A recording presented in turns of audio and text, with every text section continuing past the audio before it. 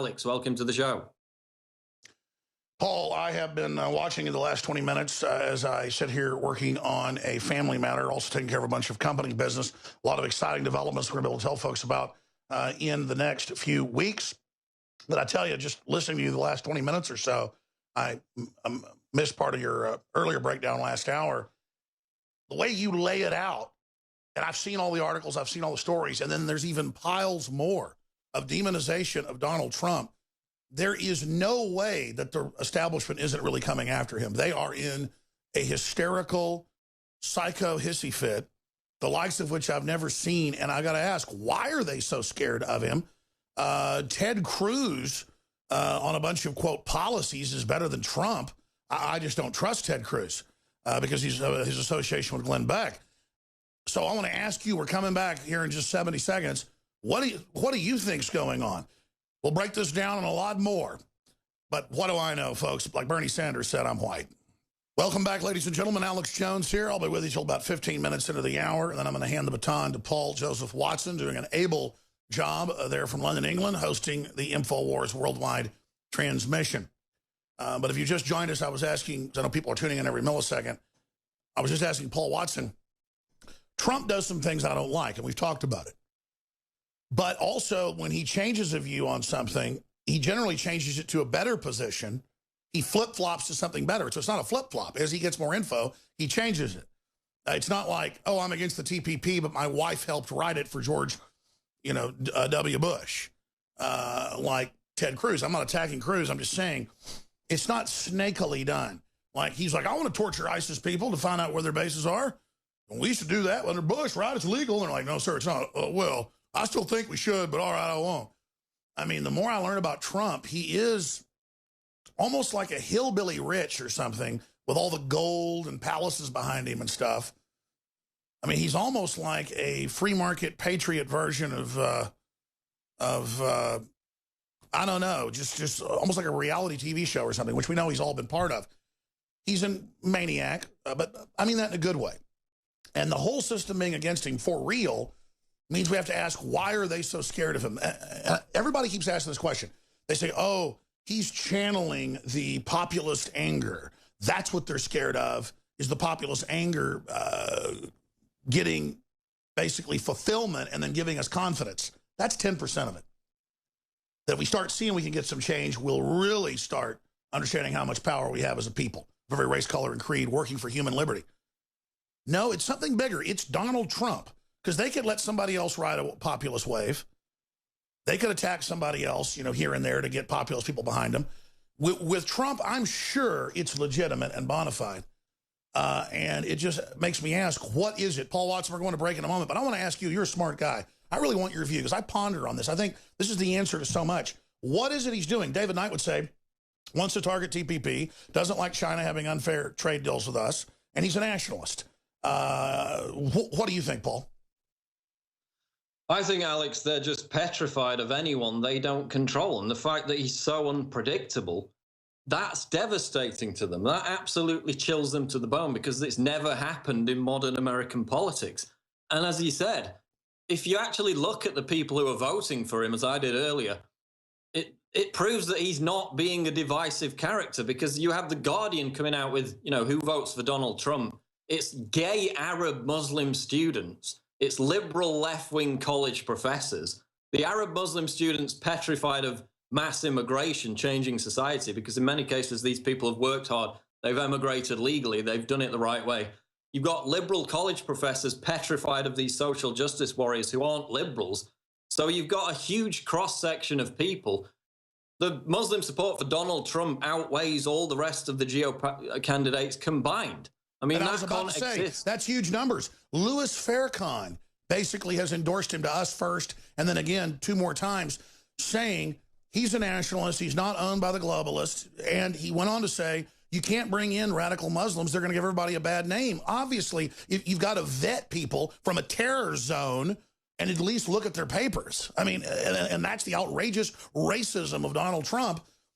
And then you've got the crazy left doubling down, or not the left, the fascist cult mutations that they've turned into, with Bernie Sanders saying white people have never, been poor. That's like Melissa Harris Perry saying no one ever worked hard but black people when they said Paul Ryan will work hard to, do this and that.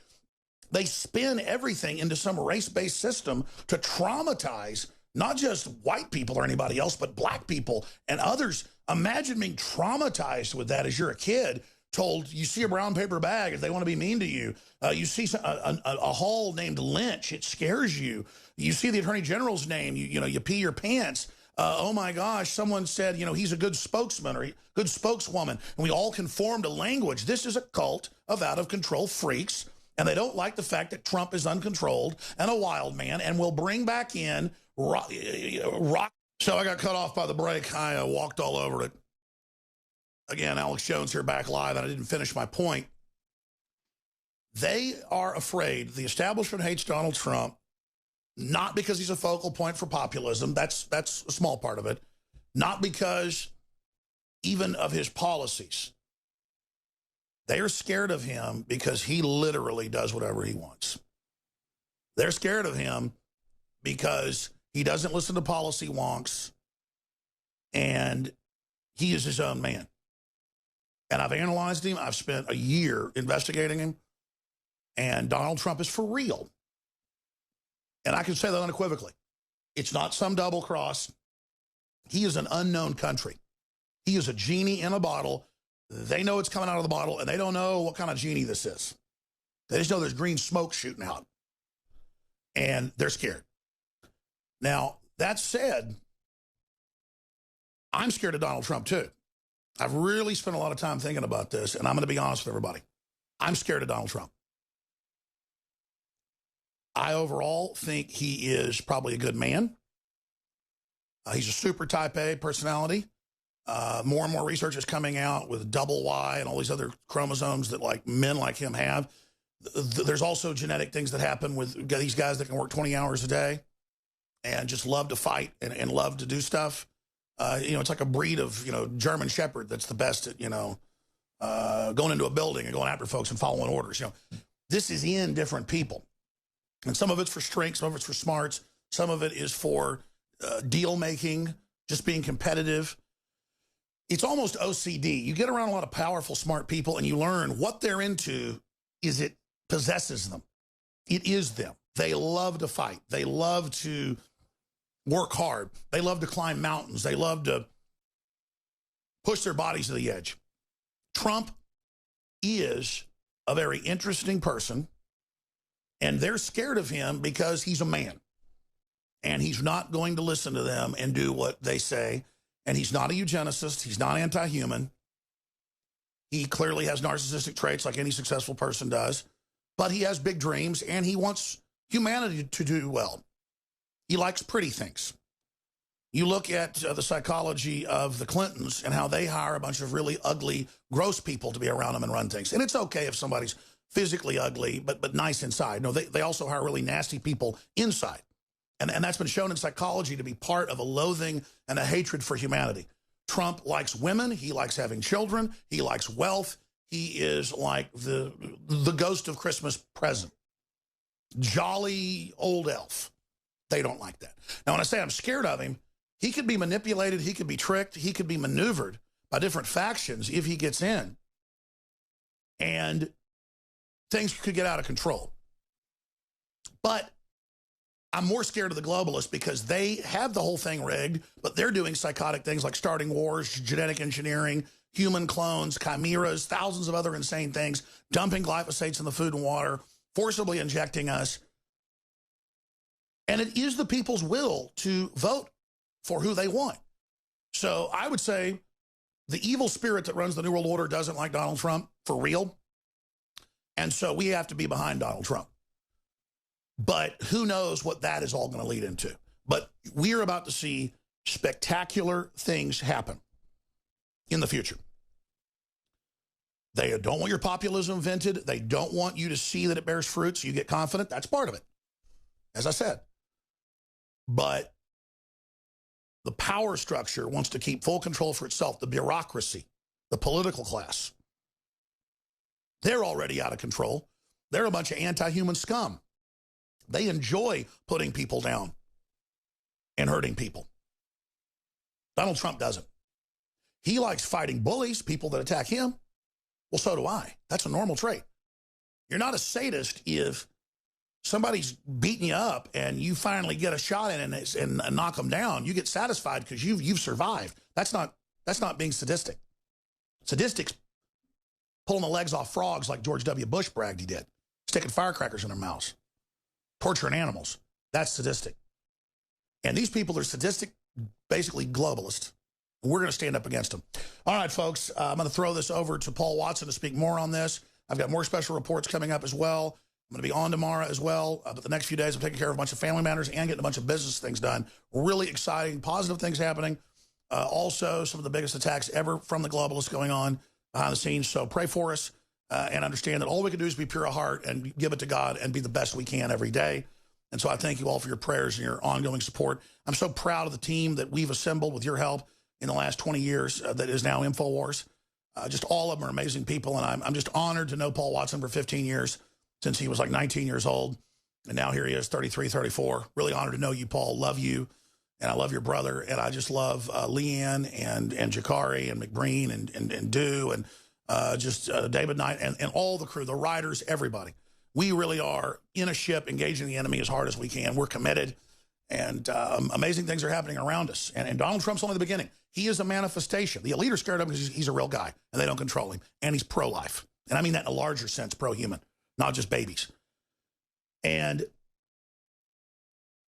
they're also scared of populist movements spreading. This shows how bankrupt the establishment is with the lowest approval rating in history. And they can't put the genie back in the bottle. So the genie's out. We better try to be nice to the genie and direct the genie so that it doesn't tear things up. But this genie is not part of the New World Order. Donald Trump is not that. And there's going to be more coming out of Pandora's box now because the elite have brought in chaos. They have sowed the whirlwind. Infowars.com/show. Spread that link to everyone you know. And stations you're listening to, spread that link. And buy the products at InfoWarsLife.com and InfoWarsStore.com. The more money you spend, the stronger we can be to have the reporters, to get more reporters, more writers, and withstand like a seawall. Money is a seawall in this modern world. It's energy. And I'm a bomber going in against the enemy territory. And I need fuel. I need information that is weapons. And I will go into enemy territory. I am committed, like a human cruise missile, on going into my target. And I will not stop. But your funds, your prayers, your support, your commitment, your allegiance is what I need. And I give you my allegiance and my commitment to never falter or waver in the enemy's face. So help me, God. And again, go with God. Ask for Christ's empowerment. Paul Watson. There goes Alex Jones. And again, on the subject of Donald Trump, which Alex was getting into there, he's talking about his personal behavior, which is interesting if you look into it. You know, this is a guy who doesn't drink a drop of alcohol. This is a guy who's never done drugs in his life. And I don't care if you do that. That's part of your personal lifestyle. That's your choice. This guy is completely focused. He's completely committed. He's consumed. He's obsessed by what he does. He's a workaholic. And you can often judge, you know, how true people are, how authentic they are by the kind of personal lifestyle they lead. He doesn't even shake anybody's hand because he doesn't want to get ill. He doesn't want to pick up germs. So that gives you an insight into, you know, how focused he is, how committed he is. We got this article out of Gateway Pundit. This is very interesting. Sorry, Mitt. RNC rules state GOP nominee must have won 8 states to be considered candidate at convention. So, of course, we know that the Republican establishment have now basically, they've not even really thrown their support behind Rubio or Cruz. They've thrown their support behind Hillary Clinton because they're trying to get this brokered convention. We could see Mitt Romney, the 2-time presidential loser who likes to lecture everybody about the state of the presidential race, come in at a later stage to try and take away these delegates from Trump. But on Fox News Sunday, Rush Limbaugh pointed out that even with a brokered convention, the Republican nominees must have won a majority of delegates in at least 8 states. So far, only one candidate qualifies with 12 state victories, Donald Trump. So even if the GOP establishment wants to nominate a Paul Ryan or Mitt Romney, which we've speculated and Roger Stone has speculated could happen, they couldn't because they have not won a majority of delegates in any state, let alone 8 states. This is a convention rule. It was adopted at the 2012 convention. So they're going to actually change the rules of their own convention if they want to get Mitt Romney or Paul Ryan in at this brokered convention. So those are the lengths they're going to have to go to. But again, going back to Trump, you know what you're going to get with Marco Rubio. You know that now. You're going to get a sellout. You know what you're going to get with Hillary Clinton. You're going to get a sellout. And even if Trump has flip-flopped on some of these issues, which, let's be fair, he has, at least he's unpredictable. At least you know that if the right people are talking to him, you can sway his opinion. We saw that with the refugee issue. You know, Trump came out initially and said, yeah, we should just let all these migrants come in there. They're suffering. It's a humanitarian disaster. He obviously wasn't knowledgeable about the situation at the time, which is that, you know, 4/5 of these people weren't from Syria. The vast majority of them were young men. They weren't families. And ISIS in their own documents has openly come out and said, we're going to infiltrate terrorists along with these, quote, refugees. And they did it before the Paris massacre. Those were the issues. Those were the reasons why I and many other people have opposed the mass influx of Muslim migrants without proper vetting. Trump wasn't knowledgeable about that at the time. So he said, yeah, let's just let them all in. He got absolutely panned for that and subsequently changed his opinion. So yes, there's an unsure atmosphere about the fact that he's unpredictable, and yes, he does flip-flop. But if you get a Marco Rubio, if you get a Hillary Clinton, they're not going to flip-flop on the base fundamentals of supporting the military-industrial complex, of involving America in all these pointless, disastrous foreign wars, the very kind that led to Libya, to Syria, to this humanitarian disaster in the first place. At least you know with Donald Trump, you've got a chance to prevent that. And that's one of the reasons why even many on the left now, again, 1,000 people in Ohio turning from Democrat to Republican, are voting for Donald Trump. We'll be back after the break. This is the Alex Jones Show Live, Infowars.com.